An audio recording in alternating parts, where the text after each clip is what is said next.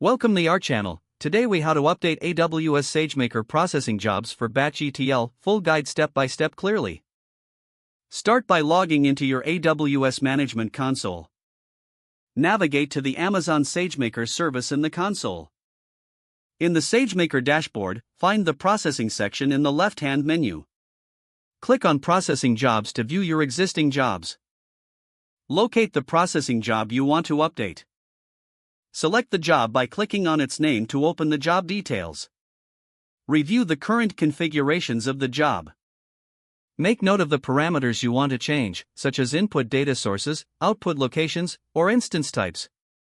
Click on the Edit button to modify the job settings. Update the input channels as necessary. To adjust the output locations, scroll down to the Output Configurations section. Change the instance type if required, based on your resource needs. You can also modify the IAM role associated with the processing job if needed. Review the environment variables set for your job and make any adjustments. If you need to add any new parameters or configurations, do so in the respective sections. After making all necessary changes, scroll to the bottom of the page. Click on the Save button to apply your changes. If you want to run the job immediately, you may also select the Run option after saving. Confirm that your updates have been applied by reviewing the job details again. Check the Sagemaker dashboard for the status of your updated processing job.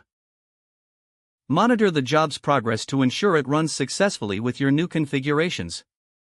If the page does not load, refresh the browser or try again in a private or incognito window.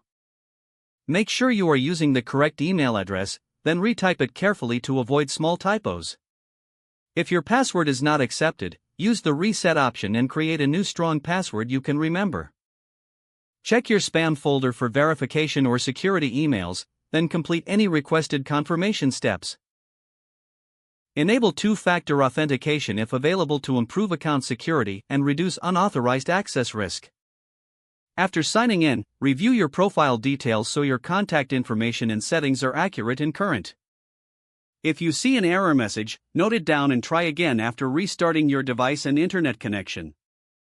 Don't forget to like this video and subscribe to our channel for more step-by-step tech guides.